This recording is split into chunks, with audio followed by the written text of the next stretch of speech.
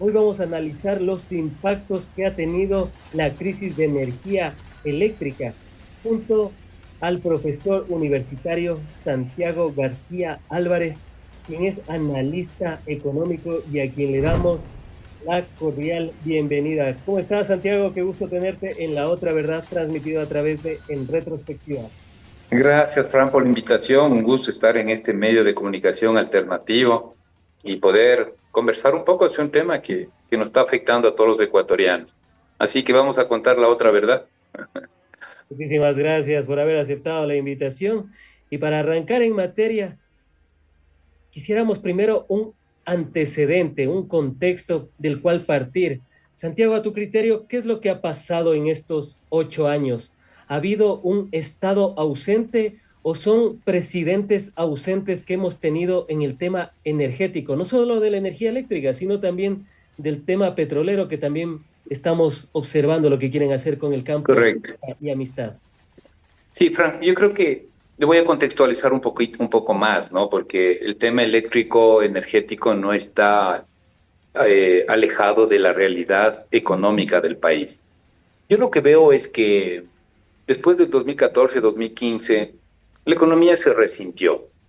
Incluso tuvimos problemas como el terremoto, problemas de caída de precios de los commodities que llamamos, los precios de exportación de los productos naturales que tenemos y del propio petróleo. Entonces yo creo que desde ahí poco menciono, la economía no es que ha podido recuperarse, no ha sido un comportamiento 2015 en adelante razonable, ¿no? Ha estado fluctuando entre el 1, el 2%, el 2019, recuerdo, la economía tuvo una variación del cero, y en ese proceso llegamos al COVID 2019, que fue una tragedia económica, social, familiar, y la economía se cayó casi 10%. El dato es 9% de menos, 9% de caída. Y luego el 2021 hasta hoy, la economía no ha podido recuperarse. Tal es el punto que en el 2023 apenas se expandió un 2% y el 2024, sin los datos todavía de los impactos de la crisis, lo que esperábamos es que la economía no crezca y se ubique en 0%, 0, 0,3 decía el Fondo Monetario. Menciono esto porque una de las variables que se ha ido contrayendo es la inversión, tanto inversión privada como la inversión pública. Ahí sí creo que hay corresponsabilidades del propio Estado, de la legislación vigente, y me parece, Frank, que hay que hablar también, porque uno no puede cerrar los ojos de la institucionalidad, tan, sobre todo pública y también la institucionalidad privada. Entonces menciono eso porque ahí podemos entender cómo es posible que en los últimos 8 o 10 años no hayamos tomado las precauciones del caso para hacer las inversiones que había que hacer en materia de generación eléctrica o de energía en general. Ecuador es un país, con eso cierro esta primera idea, no creo que las energías que se llaman energías alternativas no llegan ni al 1 o el 2%. Claro. Entonces, uno dice, pero en un espectro de tiempo del 2015 hasta el 2024, son 10 años. Sí debió pensarse en hacer algo más y no caer a esta crisis, que yo luego quiero dar datos y cifras, y no caer al punto que hemos llegado prácticamente a una crisis total, complicada, 14 horas de racionamiento, o 8, o 6. O sea, es un tema, como digo, entonces quizás ahí se puede entender un ciclo, digamos, un proceso de 10 años que nos llega hasta el día de hoy, ¿no? Hasta el 2024 para estar en esta situación tan complicada. Hablamos que en el 2014, 2015, cuando fue una especie de tormenta perfecta, terremoto, Exactamente. los commodities y demás, en esos años el país perdió cerca de 8.000 millones de dólares. Y con la pandemia, de igual manera, se siguió perdiendo 10 puntos del Producto Interno Bruto. O sea, y desde entonces no hemos logrado recuperarnos a nivel económico. Sin embargo, en tema de generación de energía eléctrica, era revisando los planes maestros, los tres. Y prácticamente el del 2016, que tenía una proyección al 2025, nos daba también un contexto. En 2006 teníamos cerca de 3.900 de generación de energía eléctrica, Ajá, de megawatts. Ajá. megavatios. Y en el 2017-2018 cerramos con cerca de 7.120, casi se duplicó en cuestión de 10 años. Sin embargo, desde esa fecha, desde el 2018, que fue una de las últimas inauguraciones de las hidroeléctricas, hasta la fecha no se ha inaugurado una. A duras penas vimos un poste de luz inaugurado por Guillermo Lazo en la ciudad de Otavalo, de la provincia de Imbabura, y Daniel Noboa nos trajo una barcaza reviviendo el pasado de los noventas. En ese contexto, y tomando en consideración los planes maestros de electricidad, que decían que debíamos de aumentar la capacidad en 2.000 megavatios hasta el año 2025, Santiago, se puede decir ¿Qué pasó? inoperancia, crisis inducida, ¿qué es lo que pasó o no había dinero? Exactamente. Yo creo que todos estos planes maestros de electrificación, como tú muy bien lo mencionas, sí son hechos fácticos. Yo estoy de acuerdo en esa cifra de casi duplicación de la potencia eléctrica del Ecuador, pero los planes de electrificación, para nos entiendan los ciudadanos, trae aparejado inversión. Pero ahí sí tenemos que hacer una discusión un poquito más amplia. Sabíamos que después del 2015 ya la contracción económica y también el ajuste fiscal estaba en marcha. Todos los gobiernos, ahí sí que nadie diga, no sé, yo no hice eso. Todos los gobiernos, de izquierda a derecha, empezaron a ajustar la variable inversión pública. Entonces, de un contexto de restricción por A o B razón, porque es justificado, porque la economía ya no crecía, está bien. O sea, entendamos los procesos. Lo que se ajusta en general es la inversión pública, porque de todos modos hay que pagar a policías, hay que pagar a los profesores que trabajamos en universidades públicas, hay que pagar al profesorado de escuelas y colegios, está bien, ok, eso se logró mantener, pero la inversión pública entra en un retroceso tremendo, tremendo. Y a su vez también la inversión privada. Este país, cuando yo tengo un libro recientemente publicado que se llama Ecuador, Acuerdos Mínimos, con otros colegas que lo publicamos, la formación bruta o inversión del 2023 es menor al del 2019. O sea, pasamos 4 años y la inversión, que es el motor para generar nueva producción, para incorporar empleo, para en lo público hacer las infraestructuras que se requieren, en lo privado para ampliar capacidades productivas, se cayó muchos años. Entonces, creo que en esa lógica, lo que menos dinero, y ahí sí es falla de gobierno, de política pública, es decir, bueno, señores, esto nos va a pasar porque en el plan, en los planes de electrificación sí se decía, la demanda va a crecer. Si al Claro. 2025 tenemos 8.000 megavatios, pues hay que generar esos 8.000, esos 9.000 megavatios porque la demanda nos está llevando hacia allá. Entonces ahí hay tremendos errores de manejo de política pública que corresponde a los gobiernos. También hay unos actores que no se les ha evaluado lo suficiente, que son los actores de los gobiernos locales. Porque ahora hemos descubierto que solo la provincia de Imbabura tiene 8 o 9 proyectos de energías alternativas. ¿Y Que qué están en pasó el con eso? 2017. Entonces, en gobierno del señor Lazo, hay que dar nombres y apellidos, ahí se guardó en el escritorio, es que falta esto, además la ley, no sé qué. Siempre habrá un pretexto, habrá un algo, ¿no es cierto?, que diga, eso se podía haber generado. Las cifras que dieron es unos 100 megavatios. Con 100 es igual que una barcaza. Y alternativo, porque esto es eólico, porque esto es solar, solo Imbabura, hermosa provincia. Entonces, Frank, te respondo así y hago esa reflexión. Aquí hay muchos responsables, ¿no? Muchos responsables desde la política pública. También el sector privado, sí, dice, bueno, es que si yo no tengo condiciones, no invierto. Entonces ahí hay como unas corresponsabilidades que no hemos podido manejar, porque eso es al final del día. El Ecuador debía definir como prioridad política y fundamental la soberanía y la seguridad energética.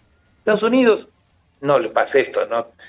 Porque, bueno, es un país desarrollado, pero entienden perfectamente los conceptos de soberanía alimentaria, entienden perfectamente el concepto de soberanía energética, ¿sí? Y importan el equivalente al consumo a 6 meses, ¿no? Si pasa algo, 6 meses tengo para aguantar. Y acá, señores, ¿qué pasó? Descubrimos que proyectos privados, que proyectos públicos, todos se cayeron, lo nuevo, ¿no? Después del 18, porque eso era, había que hacer. no había dinero porque tenía que pagar no sé qué, porque el gasto en no sé qué, en gasto corriente, pero platita para hacer esta inversión no hubo, y los gobiernos siempre esperanzados en la contingencia. ¿Cuál es la contingencia? Pues bueno, si llueve, ya no necesito porque tenías una buena capacidad hidroeléctrica. Así que yo creo que hay que mencionar las dos cosas, Estado, también empresa privada, y sobre todo ahí sí responsables de la política pública energética que corresponde a los diferentes gobiernos, sobre todo el señor Moreno y el señor Lazo, que son, digamos, los últimos que debían quizás poner énfasis en esto y prever lo que hoy lamentablemente se está convirtiendo en una crisis socioeconómica muy profunda. Pero se puede hablar netamente de que no había plata en el país porque revisando las cifras vemos que a la SELEC le han, le han quitado cerca de 500 millones de dólares en cuestión de 4 años. De igual manera, en el tema de la importación de energía eléctrica a Colombia, le hemos pagado hasta el momento 500 millones de ¿No? dólares. Entonces, Santiago, 1.000 millones de dólares. Que hubiésemos hecho una central hidroeléctrica o un sistema solar eólico. Yo creo que hay que, a ver, como decía, la economía entra en una crisis de dinámica, no logra sostenerse en sus propios pies, digamos, para que me entiendan, y empieza un ciclo de bajo crecimiento. Cuando hay un ciclo de bajo crecimiento, claro, los ingresos fiscales se reducen. Tú, yo, la gente que nos ve, pues simplemente si pierdo mi trabajo o tengo un empleo como hoy, lamentablemente la mayoría, más de 5.200.000, trabaja en los sectores informales, entonces hoy cobro, mañana no. Hoy hago una facturita por un servicio, soy electricista, pero mañana no. Entonces, en ese contexto de bajo crecimiento económico, de caída de la producción, los ingresos fiscales también se resienten. Y también hay un deporte nacional que no hemos podido y los gobiernos no han podido, la evasión tributaria. Entonces, en ese contexto, claro, lo que se ajusta, por eso yo dije, ¿no? Y ahí no quiero entrar a una discusión ni una acusación, si yo soy un académico, no entra en la acusación política, sino en los hechos fácticos, es que la inversión desde el 2015, la inversión pública se nos cae, se nos cae, se nos cae, se restringe y la inversión privada también le sigue y empieza a caerse. En ese contexto no hubo plata, digamos, ¿sí? En ese contexto y no hubo priorización, porque había que prever ahí sí, de alguna manera, incluso el proceso de endeudamiento externo, que ha sido un proceso de endeudamiento externo, tanto público como financiamiento interno a través del BIES. Incluso ahí debió preverse, ¿no es cierto? Bueno, aquí de parte de ese endeudamiento, una parte porque entendemos ahí sí es cabeza pública, entendemos como gobierno, entiendo como presidente, entendemos como ministros de energía que esto es prioridad, por tanto vamos a al menos prever que no pase esta tragedia y vamos a, como digo, muchos proyectos que podían desarrollarse a nivel local. El Tuachi Pilatón se inauguró, me parece, el 2017. Y del No, el noventa por 17, ciento de la obra estaba hasta el 2017. 90%. 2017 terminada, se puso un solo generador, pero ese podía generar, Toachi Pilatón debía generar 300 megas. ¿Y cuánto estuvo? Genera casi nada, parado porque había un problema de denuncia, de sobreprecio, de que la turbina, no sé qué, una empresa rusa.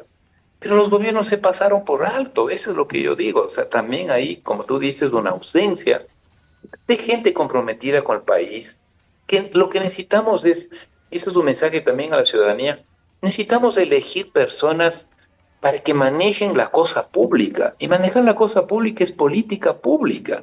Entonces una política pública prevé cosas, una política pública ya no importa el nombre de la persona, sino que dice, no, este es mi compromiso con el país y el país necesita, por ejemplo, esto. Había que hacerle funcionar Toachi Pilatón, que no tiene problemas graves de, como tienen, ¿no es cierto?, nuestras centrales hidroeléctricas. No, esperando que no sé qué, es que pasa esto, es que la Contraloría. Aquí hay un montón de gente que interviene para, ¿no es cierto?, detener ciertos procesos. Pero nadie dice, bueno, ya, superemos eso, avancemos porque el país debía tener Toachi Pilatón.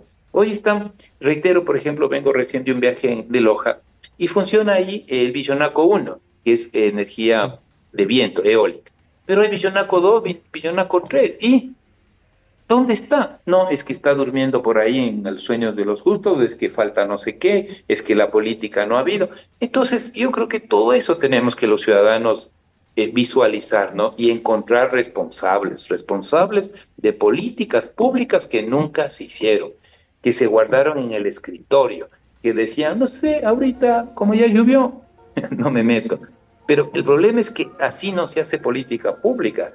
Eso yo digo, concepto de soberanía, ahí se juega, ahí queremos gente que entiende este concepto y seguridad. No, no puede pasar esto, no debió pasar esto. Bajo Y el concepto, por ejemplo, de seguridad energética. Hago todo lo posible, pero este país, en cualquier circunstancia, tenía asegurada, ahí está, asegurada. Como no hay política pública y cada quien, unos se acusan con otros, y el sector privado también no responde como debería responder, entonces tenemos lo que hoy estamos pasando. ¿cuánto ha sido la desinversión que hemos tenido en estos últimos años? Porque veía las cifras, y corrígeme si me equivoco, en 2017 teníamos cerca de 7.000 millones de La dólares inversión pública. destinados para la inversión pública. Sin embargo, en 2023 y 2024, poco más de 500 millones, Ujú. y de ese poco presupuesto se ejecutó quizás el 50%. Entonces, Sí, teníamos en consideración que había la crisis, había momentos complicados del país, pero tanto, o sea, tanto iba a ser la reducción de la inversión pública. O sea, es justificado haber pasado de 7.000 a apenas 500 millones de sí. dólares. Ay, Frank, sí, Frank, ahí te corrijo un poquito. En realidad, los planes, el plan de inversión, el plan anual de inversión, el PAI que llamamos los economistas, los expertos, ha estado alrededor de los 3.000 millones. Los 500 que tú te refieres es a las obras de infraestructura, carreteras, caminos, que está a cargo del Ministerio del Transporte. Eso me viene a la cabeza más o menos de 500 millones. Pero el plan de inversiones, porque tú tienes un proyecto vinculado con los diferentes ministerios, por ejemplo, el tema de seguridad, no es Claro. infraestructura, pero es un plan de inversión, compro patrulleros, compro armas, los que no sé cuánto. O sea, esto de los 8.000 que se manejó entre el 2011 hasta el 2014, ¿sí? En algunos años creo que superó esa cifra, inclusive nos bajamos a 3.000. Y dentro de los 3.000 ya la ejecución presupuestaria real no creo que supere los 2.000 millones de dólares.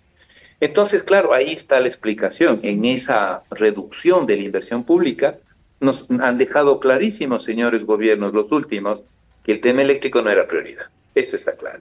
Pero ahí también hago una reflexión. Si ese era el caso, había que buscar mecanismos que permitan el ingreso de la inversión privada. Y tampoco se hizo. O sea, aquí no hacemos ni lo uno ni lo otro, porque está bien, yo soy crítico en eso. Si la alternativa pública es la que tiene que predominar, bueno, predomine, pero hágalo bien, señor gobiernos, háganlo. Pero si no tengo recursos y necesito abrir a la iniciativa, hágalo. Lo importante es que, obviamente, que sea bajo condiciones de transparencia, de no monopolio, de que nos sirvan a nuestros intereses ciudadanos. Pero no, no hicimos ni lo uno ni lo otro. Hoy se acaba de aprobar una última ley, si hay tiempo, Frank, lo conversamos para informar al público, esta última ley, ¿no es cierto?, de reactivación del sector energético. Pero esa ha sido la realidad, de inmovilismo, diríamos, y eso no es justo para la sociedad, porque confiamos en gobiernos que finalmente son electos por el pueblo. Pues resulta que no actúan bien, que no hacen bien la política pública y nos llevan a estas circunstancias. Lo veo así, no quiero, no es cuestión de venir y acusar a uno a otro, no, porque hay que verlo así, quizás un proceso más amplio. Y dentro de Eh, los Y dentro de los responsables, Santiago, podría ser el Fondo Monetario Internacional, porque uno revisa desde el año 2019 las cartas de intención y precisamente lo que le dice al Estado es, tú no inviertas. Como país, tú no hagas esfuerzos, haz lo mínimo posible. Y desde entonces hasta la fecha hemos visto cómo ha decaído toda la inversión pública, carreteras, hidroeléctricas, unidades del milenio, hospitales, o sea, prácticamente hemos visto una debacle total. ¿Podría ser ese uno de los principales responsables, además de los presidentes que han estado como ausentes o a calentando la ver, banca? sí, yo ahí te hago un discurso distinto. Yo soy un académico y claro, puede ser, obviamente no tengo la verdad y posiblemente digan, no, la posición de Santiago García es equivocada. Yo creo que en parte el FMI ya sabemos sus políticas, son políticas restrictivas, ¿sí? incluso recesivas, se vuelven recesivas. Pero los gobiernos tienen que saber con quién se meten. Y hago mención a un gobierno de izquierda que tiene varios créditos, del señor Gabriel Boric, que tiene créditos con el FMI. Pero incluso el FMI tiene varias opciones de crédito, en donde las contingentes, las exigencias de política son más pesadas o menos pesadas. Entonces, un país que se mete en unos líos como este, pues aplica a los fondos de, ¿no es cierto?, de ajuste, antes se llamaban de ajuste estructural, ¿sí? Entonces, donde el fondo le dice, a ver, pero es que yo te veo un país desordenado en lo fiscal, gastas muchísimo más. 2015 en adelante, los déficits han sido permanentes. Entonces, claro, cuando le dice eso a los gobiernos del FMI, si tú quieres mi dinero, tienes que aplicar estas políticas, porque son mis condicionantes para poderte entregar. No quieres estos dineros. Colombia, por ejemplo, ha tenido cierto manejo un poco no tan drástico en sus políticas, porque ha manejado mejor sus finanzas públicas. Y el otro país que veo con un manejo obviamente más sólido, como acabo de mencionar, es Chile. Entonces, pongo eso sobre la mesa porque tampoco quisiera aparecer y decir el único o el gran culpable es el fondo, porque detrás de eso también hay un discurso de los gobiernos como de excusa. No sé, lo que pasa es que el FMI, no, porque también, como acabo de explicar, tú puedes pedir, de acuerdo a tus circunstancias, unos créditos y en función de eso, unos compromisos que incluso debes negociarlos. Y ahí el FMI lo que dice, bueno, como tú tienes unas finanzas desordenadas, lo que necesitamos es que gastes menos y en la variable gasto corriente es difícil cortar. El FMI condiciona que se eliminen subsidios, pero eliminar subsidios en este país no es fácil. Entonces, la única variable de ajuste, ¿cuál es? Que se convierte el gasto de inversión. Y es lo que ha pasado a lo largo de estos últimos años, 2019, todo el ajuste. Ahora, el fondo, como cualquier banco, dice, entre otras cosas, sí garantízame el pago, ¿no? Los ingresos menos gastos y dentro del gasto, por favor, no dejes de presupuestar lo correspondiente a intereses y lo correspondiente a capital. Doy un dato para cerrar este tema. En el 2023, más o menos entre intereses y capital se pagó 8.000 millones de dólares. Claro. Entonces, claro, pero entonces uno dice, bueno, pero yo no quisiera pagar eso, pero ¿cómo encuentro una salida si los propios gobiernos son los que acuden y piden el préstamo? Y porque esos préstamos es al Banco Mundial, al Banco Interamericano. El Banco Mundial presta para agua potable para Paraguayas, para acá para infraestructuras. El BID presta también para infraestructuras. La CAP tiene una cartera más diversificada. Entonces llega un momento que te dicen, a ver, yo sí le presté. Entonces en el 2023 espero que me pague cuota de capital y cuota. Entonces, Frank, es más complejo eso, ¿no? En el sentido de que cómo se manejan las finanzas públicas y luego, ¿cómo tienes que ser, Breve, de alguna manera, responder a eso, ¿no? Bueno, me he endeudado y tengo que pagar. Claro, muchas veces a costa de salud, a costa de educación, eso es así, pero yo creo que hay que mirar todo el proceso en su conjunto para entender eso. brevemente, ¿cuál ha sido el déficit y la evolución del mismo en el Ecuador? Desde que el FMI supuestamente es para que se organice o se ordenen las finanzas públicas, sin embargo, vemos que los últimos déficits han sido de 5.000 millones de dólares y este año, con proyección al 25, parece que no va a variar mucho. ¿Cuál ha Sí. sido la evolución? Recuerdo que en el 2017, si la memoria no me es un poco frágil, era cerca de 2.500 millones de dólares. Sí, Entonces, no es que ha mejorado nuestra situación económica, ¿o sí? no, con eso tienes toda la razón, no ha mejorado.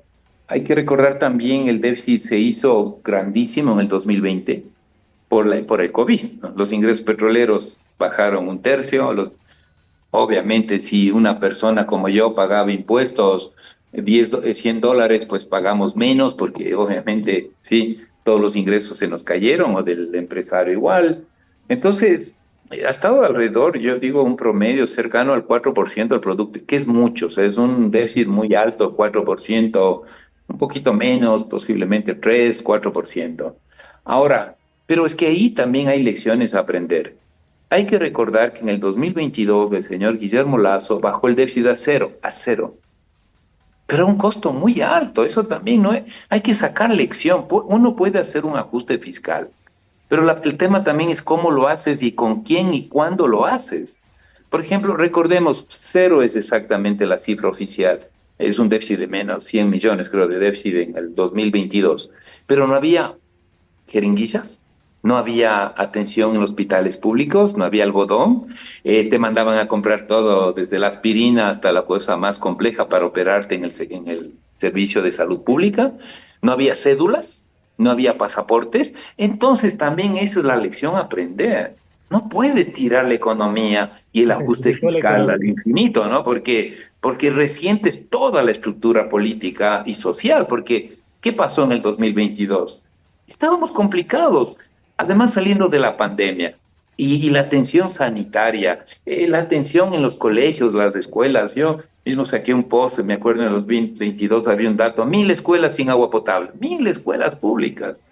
Entonces, eso también yo creo que no se ha aprendido bien las lecciones para hacer un manejo, sí, más responsable de las finanzas públicas, saber cómo haces una negociación con el fondo, saber cuáles son las prioridades, donde no hay negociación, donde no muevo eso.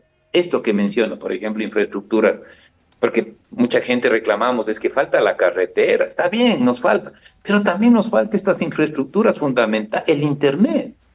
En la pandemia se demostró que no sé cuántos niños, sacaban el dato, más de 160.000 niños salieron de la educación, salieron. ¿Por qué? Porque sus hogares no tenían internet, no hay una brecha tecnológica muy fuerte. Entonces también eso nos ha quedado, ¿no? Hay que saber cómo hacer un ajuste fiscal, hay que darle prioridad a las cosas que son innegociables. Educación de los niños, no puedo pensar que no tengo la capacidad financiera para facilitar este servicio ya básico como es el Internet, porque le impacta en la educación de nuestros niños, de nuestros jóvenes. Eso es franco, o sea, sí hay muchas cosas que decir también de la calidad. No solo ha sido cantidad, calidad. Calidad en el gasto, calidad en inversión, calidad incluso en los temas de ingresos fiscales. ¿Por qué no hemos hecho y hemos mejorado las recaudaciones? Algo creo que se ha mejorado, pero no es. España desde el año 2000 tiene la facturación electrónica. Nosotros no recuerdo, me parecerá 2015. O sea, nos demoramos una Es eternidad que para eso cosas que te pueden ayudar a controlarnos. El médico está bien, que está súper preparado, me cobra $80 la consulta, súper bien, ya le agradezco, ok, me va a dar un buen servicio de salud, pero facture, ¿sí o no? claro. Facture. La empresa que vende tal y tanto, muy bien, señor, que le vaya bien a su empresa, pero facture, porque vamos a necesitar que usted cumpla con la ley. ¿Y cuál es la ley? Paga el impuesto a la renta. Concuerdo. Han sido las apreciaciones de Santiago García, doctor en economía, profesor universitario de la Universidad Central del Ecuador, en esta primera parte. Vamos a la segunda parte y antes de ello, amigas y amigos, recuerden seguirnos a través de nuestros canales. Estamos como en retrospectiva en Facebook, en Twitter, en Instagram, en TikTok. Estamos con todas las plataformas más fuertes a la disposición de sus teléfonos inteligentes, tablets, smart TVs y demás recursos tecnológicos. Continuamos la entrevista con Santiago García, doctor en economía, profesor universitario de la Universidad Central del Ecuador. Y vamos en esta segunda parte a analizar el tema de la afectación económica que va a tener esta crisis de energía eléctrica. Ya hemos hablado del contexto, pero ¿cuál podría ser la afectación? Hemos escuchado 20 millones de dólares por hora, hemos escuchado 100 millones de dólares al día, hemos proyectado inclusive 2.000, 3.000 millones de dólares según las estimaciones de algunos comités empresariales, a lo que te pregunto, Santiago, ¿cuál podría ser la afectación que vamos a tener en todo el sentido de la producción, la economía, las pymes que se desarrollan en el Ecuador y que ahora están cerrando? Sí, bueno, yo quiero hacer mención a un estudio que hizo la Cámara de Comercio de Guayaquil. Y ellos cifraron más o menos en 600 millones de dólares de pérdidas para todo el sector productivo. Me parece que es una cifra bastante cercana a la posible realidad que se está estructurando, ¿no? Por el impacto. 600 millones. Si septiembre perdimos ya por racionamiento 2 semanas. Si en octubre son 4 semanas, son 6 semanas, por 700 millones, solo en estos meses son cercanos, digamos, en grandes números, 4.200 millones. Eso me parece que es una cifra bastante cercana a lo que está pasando, ¿sí? Pasando a nivel nacional. Ahora, también hay un estudio que lo contrató, entiendo, lo difundió el periódico Primicias, en donde 2 de cada 10 empresas habían hecho algo frente a la crisis energética. ¿Qué es hacer algo? O te compraste un generador eléctrico, lo alquilaste, hiciste algo, un algo. 2 de 10. ¿Y las 8? Y las 8 declararon que no pueden hacer casi nada. Y en esas 8 que no pueden hacer casi nada frente a la crisis, sino encomendarse a algún lado, pero no hay capacidad porque no tengo crédito, porque mis cuentas no me dan, mis ingresos no me dan. 8 de 10 organizaciones productivas. Entonces ahí está el daño económico, ¿no es cierto? Y eso seguramente son medianas industrias, pequeñas empresas, unidades productivas, ¿no es cierto? Que se ven realmente indefensas frente a esta crisis. Entonces yo creo que va a ir ahí un poco el tema y posiblemente el último dato, con eso cierro, el último dato de cuentas nacionales ya mostró una caída de cercana al 2% en el segundo trimestre del 2024, un crecimiento de 1,2 y una caída del 2% en el 2024 segundo semestre. ¿Qué esperaríamos ya las Antes cuentas? de la Porque eso crisis de ya es las energía eléctrica. cuentas oficiales. Y antes de la crisis de energía eléctrica, hablamos. Exacto, exacto. Entonces septiembre posiblemente y diciembre, hasta diciembre que termine el periodo, el año fiscal, digamos, del año económico, lo más seguro es que tengamos una caída en negativo de la economía nacional. También los ciudadanos tenemos que aprender algunas cosas. Posiblemente el importador de focos, el importador de UPS, perdón, el importador de pequeñas generadores eléctricos, le va a ir bien, pero estamos hablando de la economía nacional. Al sector financiero ya está con problemas de cobranza porque hay una morosidad, tanto bancos como cooperativas. Ahí ya los números no van a acompañar bien. El sector industrial manufacturero de alimentos, el sector textilero ya venían con, ¿no es cierto?, con problemas de crecimiento económico. Esto es un golpe total. Lo más seguro es que negativo. La otra industria importante, la de servicios de construcción, ya venía alicaída. ¿Qué esperamos del 2024? No estamos, pues, ahorita los ciudadanos, este momento muy proclives a pintar la casa, a refaccionarla y más aún adquirir una vivienda propia. Entonces, Frank, yo creo que el impacto en el 2024 va a ser que se provoque ya una recesión económica. Ahora, la lucha que queremos, y bueno, quizás en la parte final del programa podemos decir las alternativas, pero la lucha este momento es fundamental, que el gobierno del señor Nova cumpla su promesa de generar 700 megas adicionales, digamos, a lo que se tiene, para reducir el racionamiento eléctrico a 2 horas. Porque no es lo mismo, por favor, eso para el sector productivo, para nosotros, los profesionales, para la gente, para los papás, las mamás, no es lo mismo 14 horas que 2 horas. Entonces la lucha hoy en día tiene que ser, para que esto no termine en una cosa pues, terrible, que si bien entraremos en fase recesiva, pero es muy importante que llegue esa energía, se contrate esa energía adicional, aproximadamente 600, 700 megavatios y una inversión de 600 millones, pero se haga efectiva. No anuncios, no queremos anuncios de la ministra, del presidente. Queremos que se nos diga en diciembre, sí señor, aquí están funcionando, esta central térmica que ellos llaman, ¿no es cierto?, móvil o en tierra, que ya no viene embarcada, lo que sea. O sea, aquí los ecuatorianos hoy lo único que queremos saber es que no queremos 14 horas de racionamiento, peor más, a finalizar o a mediados de diciembre, porque además vamos a terminar un mes que se suponía iba a ser un mes de recuperación económica para todos, ¿no? Que es el mes de diciembre. Pero si nos mandan 14 horas, yo no quiero sinceramente ese escenario me parece terrible. Y luego lo que vendría después. Así que eso, Frank, son graves los impactos económicos. Ya venía la economía bastante resentida, sin fuerza, sin energía para crecer, y ahora sí creo que esto nos está llevando hacia un periodo de recesión.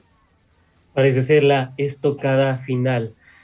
Han sido las apreciaciones de Santiago García, doctor en economía, profesor de la Universidad Central del Ecuador en esta segunda parte.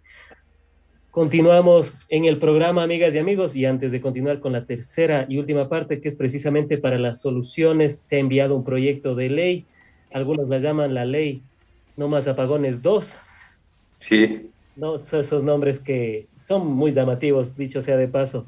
Antes de ello, vamos a leer algunos de los mensajes de nuestros queridos ah, teleaudientes que nos siguen a través de YouTube. Maritza Alejandra Jiménez Loaiza, vamos a leer muy pocos por cuestión de tiempo, pero vamos a leer los que han sido más fieles con la página. Maritza Alexandra Jiménez Loaiza, saludos desde Guadalajara, España, bendiciones. María Augusta Peñafiel, saludos Frank, buenos días. Acabaron con el país y no hacen nada por mejorar algo al pueblo. ¿Hasta cuándo? Nos dice nuestra querida María Augusta Peñafiel, que también es parte activa de este programa y a quien saludamos cordialmente. Vamos a la tercera y última parte y es precisamente, Santiago, para abordar el tema de cuáles podrían ser las soluciones a corto y mediano plazo. No hablemos a largo plazo porque hablan de, las, de los proyectos que es a través de la energía volcánica, que son a 7 años, y también los ponen sobre la mesa. Sin embargo, quisiera los temas a corto y mediano plazo. Y en ello se ha enviado una ley por parte de Daniel Noboa que fue aprobada por 120 asambleístas y una ley que aumenta de 10 a 100 megavatios el tema de la inversión privada. Esto podría ser una solución y también hay otra cuestión, si es que es una forma de privatización y eso lo abordamos a continuación de la primera respuesta. Vamos primero con los 10 a 100 megavatios. ¿Es una solución? Muy bien, Frank. Pero vamos primero por partes. Ahí un poquito modifico tu pregunta y mi respuesta. Lo primero es lo primero. Necesitamos que invierta 600 millones hasta diciembre con recursos estatales, que ha sido el ofrecimiento de la ministra encargada y del presidente Noboa, porque son energías que ellos llaman físicas en tierra, esas grandes, ¿no es cierto?, plantas móviles de energía geotérmica. ¿Cuánto cuesta eso? 600 millones de dólares. ¿Qué se puede hacer con eso? Porque se trae, se importa y se coloca en el Guaya, se coloca en Manabí y se podría generar 700 millones, que yo lo comenté en la segunda parte del programa. ¿Qué haríamos con 700 millones, que es de energía básicamente, ¿no es cierto?, de quemando combustible, quemando diésel, o sea, todos podemos entender eso, ¿no? Porque hay temas técnicos ahí. Entonces, tendríamos esa energía extra de 700. Con esos 700, llueva o no llueva, va a permitir que el país llegue a diciembre y pueda racionar 2 horas o poquito menos. Entonces, Frank, cuando me preguntas, lo que hay que hacer es eso, pero no ofrecimientos, no queremos que nos saquen un listado así, ¿no? Como este y me digan, mire, aquí está la central térmica en Esmeraldas, aquí en Guay. Sí, pero señores, no he podido contratar, o sea, no nos sirve. Tiene que ser esa inversión y financiarlo como sea, pero debe haber esos 700 megas de extras que se puede hacer perfectamente hasta diciembre. ¿Por qué no más? Porque los técnicos han dicho eso se puede resolver ya hasta diciembre y hacer esta reducción del racionamiento de manera progresiva. Número dos, necesitamos buscar una transición energética, ese sí para el 2025 y un poco más, unos 2, 3 años por lo menos, digamos, de mediano plazo. Ahí hay que recuperar nuevamente capacidad de inversión del propio Estado, porque hay que buscar el financiamiento vía multilaterales. Hoy es prioridad. Yo sé que es prioridad muchas cosas, una carretera, pero ni modo, la prioridad para el 25 en adelante es energía, generación de energía. Me estoy refiriendo al sector público, todavía no paso a privado. Entonces ahí me parece que no hay vuelta que dar, o sea, no hay dónde perdernos. Los gobiernos tienen responsabilidades que hay que hacerlo, no anuncios. No, como digo, así, buenas intenciones, listados, lindos listados, pero no nos sirve. Acá se construye, se hace, se financia, se contrata y se genera. Ahora sí, Fran, mira, yo he visto la ley, lo había revisado con detenimiento. Me parece que la Asamblea sí hizo un buen trabajo, incorporó un par de cosas del proyecto original, pero lo de condomio es dos cosas. Uno, que el sector privado podría generar proyectos que no están dentro del plan, ¿no es cierto?, dentro del plan maestro de energía, sino que son iniciativas a su riesgo. Esas iniciativas a su riesgo ya ya no son hasta 10 megas, sino hasta 100, porque 100 dicen puede ser más rentable, más importante, tanto para autoconsumo como para provisión al Sistema Nacional Interconectado. Ahora, el Estado no puede, ¿cómo lo veo yo? Por eso es que creo que todas las fuerzas políticas entendieron bien el proceso, si no, ¿cómo se explica que alguien que es crítico, en este caso el gobierno del señor Noboa, firme y dice, dale, porque se entendió que esto es una prioridad y que puede ser una alternativa, en el sentido que el Estado no pierde su capacidad de compra. Porque una cosa es que un empresario, una empresa privada genere 100 megas, partes autoconsume, pero otra cosa es que lo conecte al sistema. Entonces, en la ley se determina que habrá una especie de garantía, una especie de que sí habrá, ¿no es cierto?, una especie de fideicomiso para que el sector público, cuando se conecte ese proyecto de 100 megas privado, se le pague la cuota que el Estado tiene que definir vía concurso público. Y ahí sí, Franz mencionó, porque hemos leído la experiencia costarricense. Y la experiencia costarricense, sí hay este mecanismo, pero el Estado es un Estado fuerte que dice, tú no me impones precio, tú no me impones precio de monopolio, yo no me vendo al interés. Claro, el empresario querrá ganar lo máximo posible, pero se convierte en una especie de servicio público donde el gobierno pone las reglas de juego. Entonces yo lo veo bastante bien, me parece que si hay gobiernos con pantalones o con faldas, entonces me parece que no nos debe conducir a que hay una privatización y todo el 100% de luz eléctrica ahora lo manejan los privados. Y finalmente, Franz, te hago una reflexión. Ya sabemos que el gobierno colombiano le es difícil, casi imposible, vendernos de energía. Si fue a pedir, el presidente viajó recientemente ya con sus ministros, 400, 500 megas. Le dicen no, porque también aquí tenemos racionamiento, la central. Pero resulta que el ofrecimiento, para no venir con las manos vacías, resulta que el propio gobierno le dice, pero yo puedo mover algo para que el sector privado colombiano. Mire, entonces, Franz, si ha habido una experiencia, si hay una experiencia colombiana, en donde el propio sector privado genera energía tanto eléctrica, vía solar, eólica, en algunos mecanismos y también hidroeléctrica. Entonces resulta que posiblemente, si llegan algunos cientos de megas a aliviar esta crisis, va a ser del sector eléctrico privado colombiano. Nada más, yo lo que creo que ahí hay que ser más pragmáticos, lo cual no significa que los ciudadanos y al Estado le estafen, que se hagan ricos así, haciendo negocios, sino reglas de juego claras, gobiernos bien fajados, que crean en el país, que defiendan nuestros intereses de ciudadanos, instituciones, sindicatos comprometidos con el país también, entidades públicas que saben Parece que hemos regular. perdido la conexión, o parece que yo he perdido la conexión. Vamos Sí, a verlo yo te escucho bien, Franz. Estamos bien con la conexión, creo que se cayó la conexión de Frank. Ahí estás de nuevo, Frank. Perfecto, ahí estoy de nuevo. Bueno, Yo te escucho bien, Franz, bueno, en este programa en perfecto. vivo. Muchas gracias. No, bueno, ahora me tocó ser yo el que sufro del tema de las intermitencias que se vive en el Nuevo Ecuador. En todo caso, y con los últimos minutos que tenemos, Santiago, hemos analizado el tema, las tarifas, por ejemplo, para la audiencia, que tenga un poco claro cómo se maneja. La mayoría de hidroeléctricas cuesta 4 centavos el kilovatio hora. Coca-Cola Sinclair cuesta 2 centavos.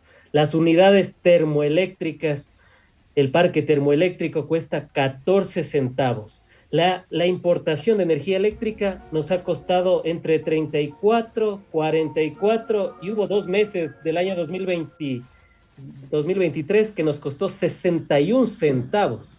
En ese sentido, Santiago, y también hemos visto cómo han estado en esas discusiones los privados, porque Guillermo Lazo ya abrió esa puerta. Fue uno de los últimos decretos que hizo en el 2023 para que se pueda pasar a manos privadas algunos proyectos hidroeléctricos y de otras índoles al sector privado. Sin embargo, ¿cuál es la discusión? La tarifa.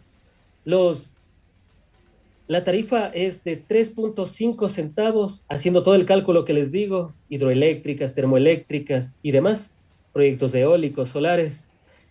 Y en ese sentido, Santiago, lo que nos han advertido algunos expertos es que el fin último que quieren es la tarifa, porque no se ha construido algo de manera privada, porque los privados quieren impulsar el tema de las tarifas. Incluso ya se habla de racionalizar las tarifas, liberalizar las tarifas.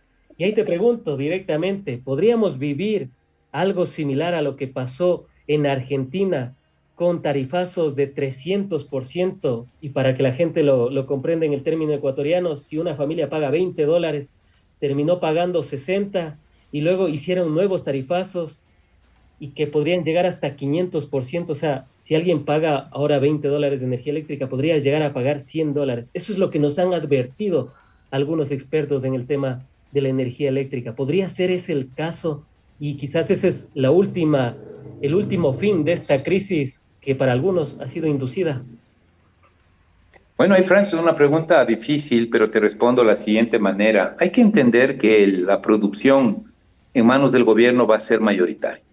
Entonces, cuando me hablan de posibilidad de un tarifazo, significaría que va a reducir a nada la oferta pública para que el sector privado asume y diga, mira, qué pena, yo tengo que subir porque yo soy el que genero y distribuyo. No creo, no me parece que va por ahí el tema. Segundo, yo sí creo que cuando uno habla de costos de 4 o 3 centavos, eso es la generación eléctrica. Y luego los costos suben por el tema de distribución. Y he escuchado a colegas del Colegio de Ingenieros, de Ingenieros Eléctricos de varias provincias, y cuando dicen que las pérdidas negras pueden llegar a 20 o 30%, es decir, en el proceso de distribución se roban, se caen, infraestructura mala, y entonces resulta 30%. Imagínate si yo vendiese leche, me van a entender así los ciudadanos, 100 litros, produzco en la finca 100, pero llego a vender 70. Oye, ¿y los 30 qué pasó? Entonces, Franta, esas cosas también hay que discutirlas, hay que echarle mirada para que esto salga bien, tiene que salir bien, eso es lo que yo insisto, ¿no? Para no ir por un lado o por el otro, sino que deben salir bien. Si el sector privado entra con esta nueva ley y va a generar más a través de proyectos ya hasta 100 megas por cada proyecto, entonces no creemos que va a ser un tal el volumen que reemplace completamente a la producción nacional.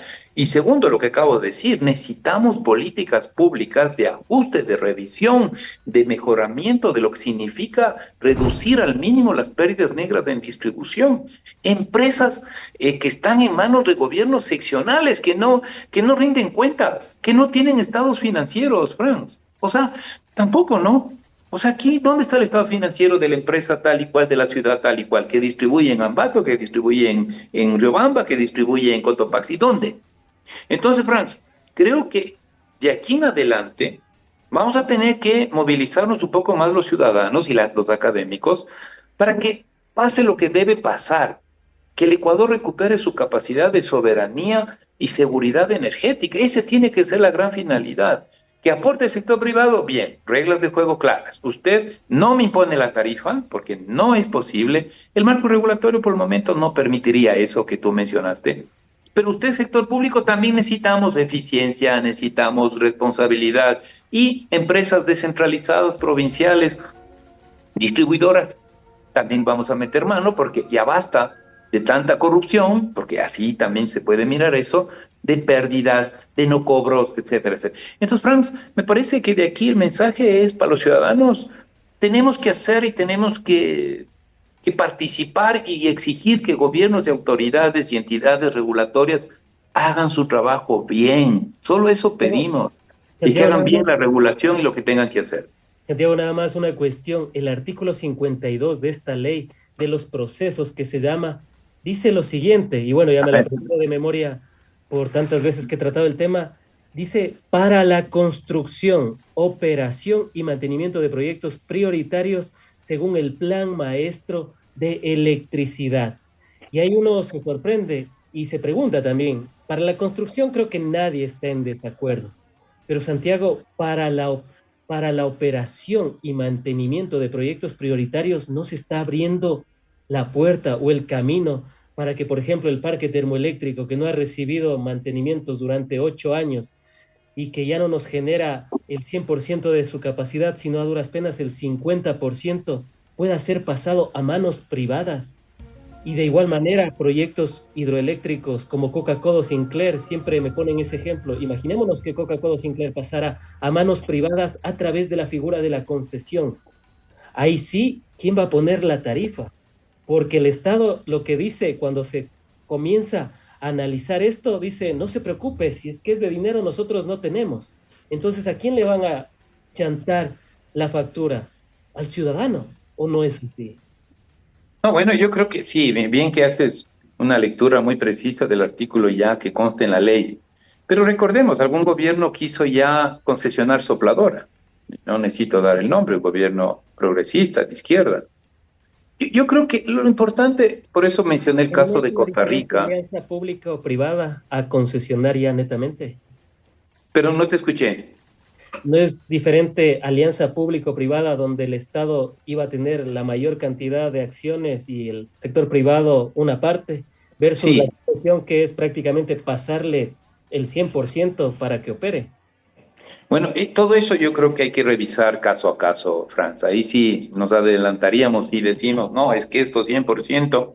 Yo creo que hay varias modalidades. El Ecuador tiene concesión, llamemos directa, o prestación de servicios directa, ese es uno. Concesiones respaldadas, hay que recordar que tenemos un nuevo marco jurídico de alianza público y privada que salió en el 2023 con la Ley de Eficiencia Económica aprobada por este gobierno. Al finalizar el gobierno del señor Lazo, también hubo consenso casi mayoritario en la Asamblea y se aprobó esta ley de eficiencia económica, donde hay un nuevo marco jurídico para las concesiones, para el tema de alianza público-privada, para los proyectos estratégicos. Sí, yo creo que ahí lo importante es que los estados defiendan el interés público, es decir, los gobiernos defiendan el interés público, que no nos metan, no nos hagan gol, ¿no es cierto?, ahí a espaldas del pueblo ecuatoriano. Pero bueno, eso es parte también de las responsabilidades. Elijamos bien también los ecuatorianos a quien elegimos para que gobiernen estos procesos fundamentales como la generación y producción eléctrica. Pues yo lo veo así, le veo un poquito más no lo veo con pesimismo, no lo veo, soy crítico, pero más bien soy crítico en el sentido de que faltan políticas públicas. La política pública entonces hay que exigir a los gobiernos, la política pública de concesión, llámese en producción hidroeléctrica, es esta, bajo estas características. Eso es lo que hay que pedir y que funcione, porque también nos han dado muestras ciertos manejos públicos nos han dado muestras de incapacidad y de compromiso con el país, ¿no? O sea, eso también hay que decirle, no, pero es que no podemos atacar al sector público. Oye, si el sector público no funciona, hay que decirlo. Como acabo de decir, son empresas públicas o empresas mixtas en la distribución. ¿Y qué han hecho? Entonces, no han hecho las cosas bien. Entonces, no podemos callarnos los ciudadanos. No, pero es que usted es público, pase nomás. No, basta, eso no puede ser.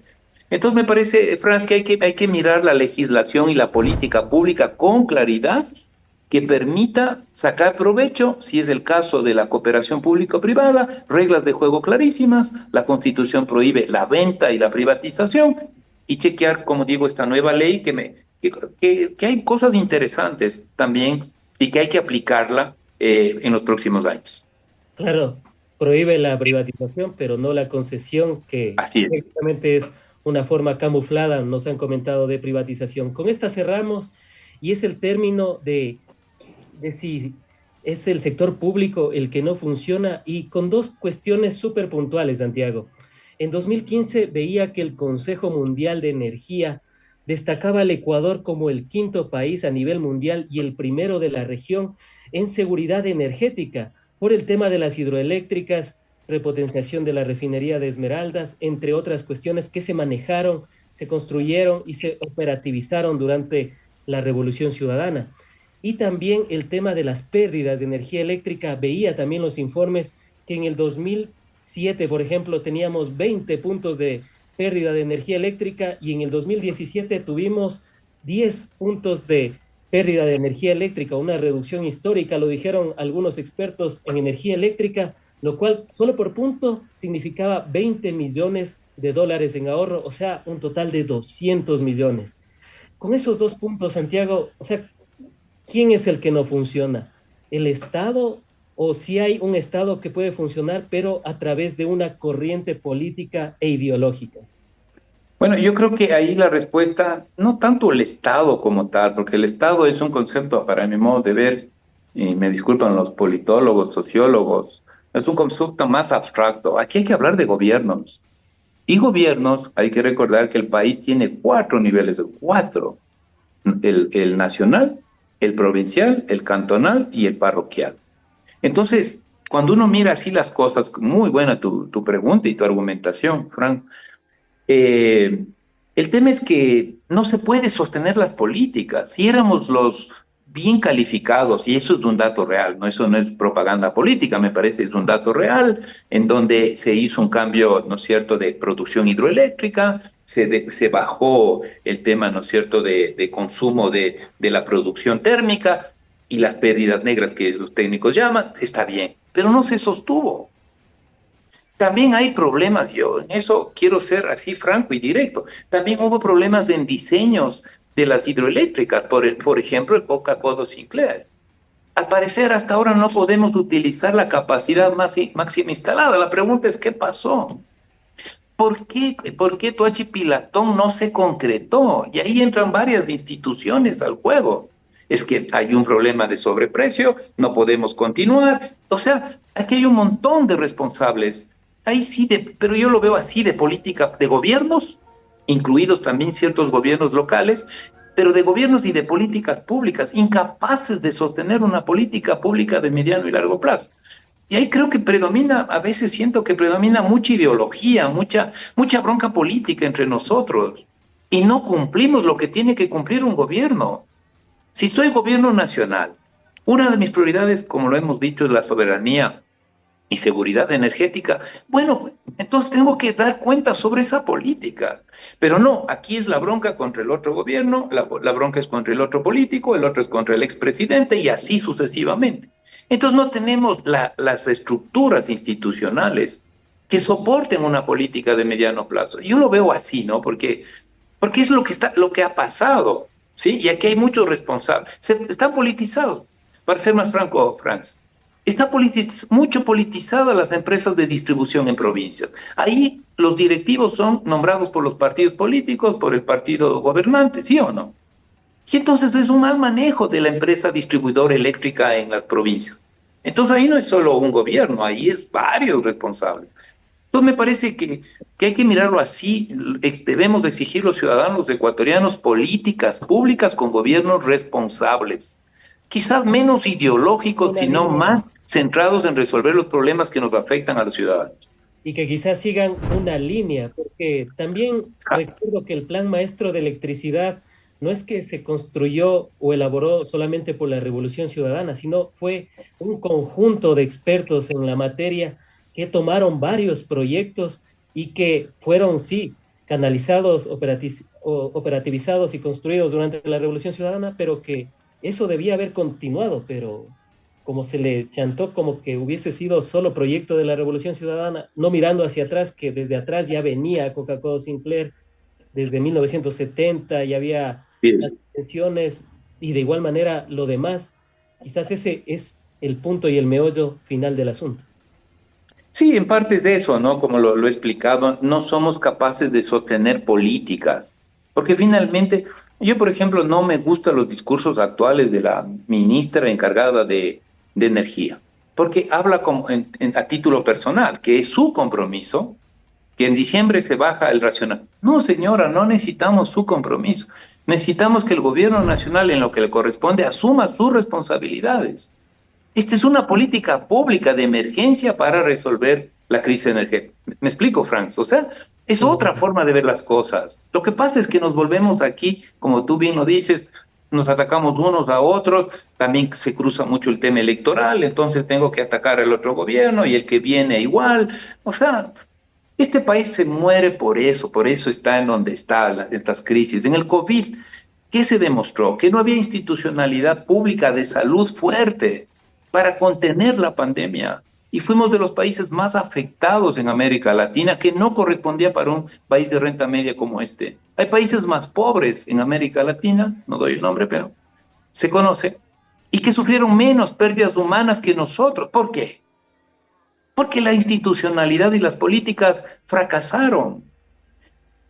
Cientos de profesionales médicos murieron porque no había protocolos, porque esto, porque lo otro, porque el equipamiento. Entonces, la corrupción corroe al sistema público también, y eso es potestad de uno y otro, o de unos sí y otros no. O sea, se ha institucionalizado muchos años atrás esa corrupción, que finalmente le debilita la política pública.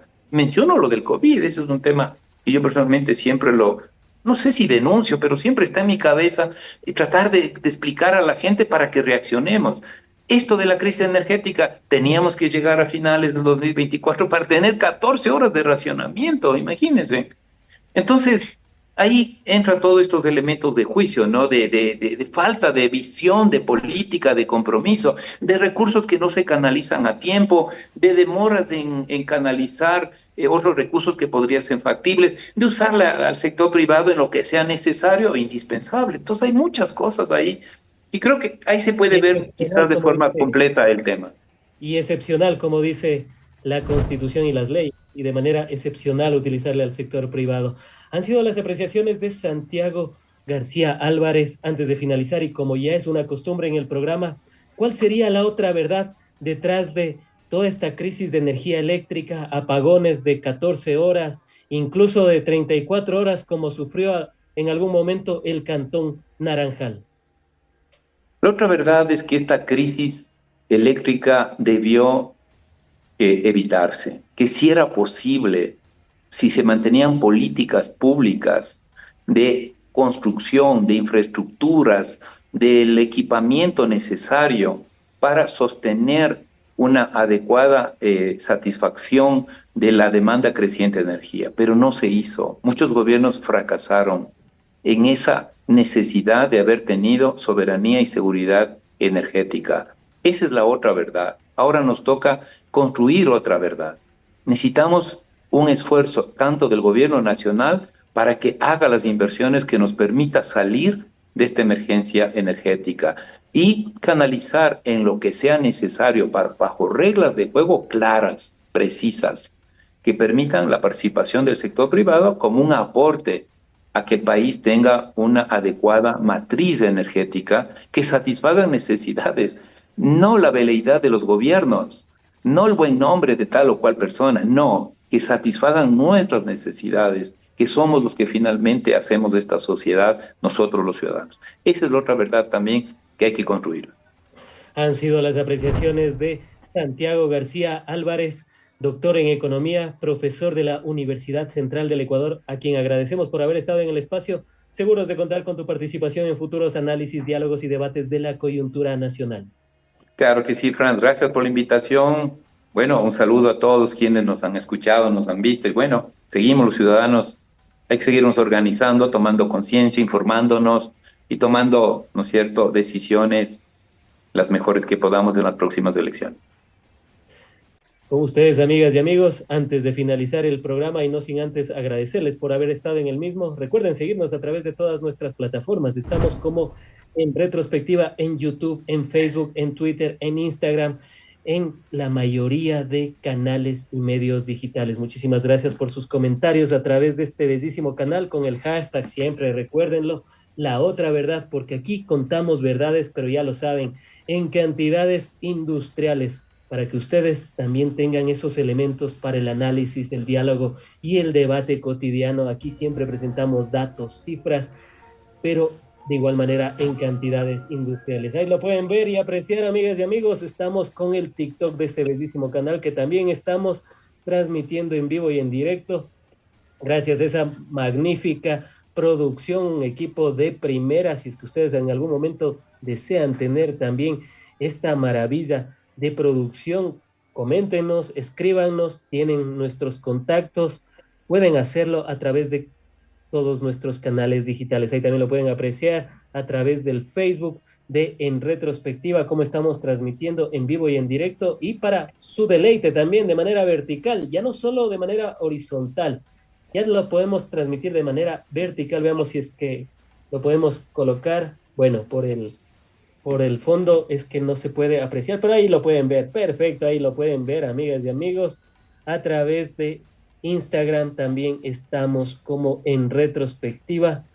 Coméntenos, compartan, cuestiónennos también si creen que debemos añadir algún otro tema, también nosotros estamos dispuestos a hacerlo. Si es que tienen algún posible invitado, también recomiéndenos. Nosotros aquí estamos abiertos absolutamente a todo. Ahí pueden ver la transmisión en el TikTok a través de este bellísimo canal con el hashtag, siempre recuérdenlo, la otra verdad. Antes de finalizar con el programa, amigas y amigos, recuerden que la hora más oscura es la más próxima al amanecer, como lo diría el general Eloy Alfaro. Recuerden compartir, suscribirse a todos nuestros canales y medios digitales, ese TikTok, ese YouTube, todos y cada uno de los medios por los cuales nos permiten llegar a sus teléfonos inteligentes, tablets y demás recursos tecnológicos.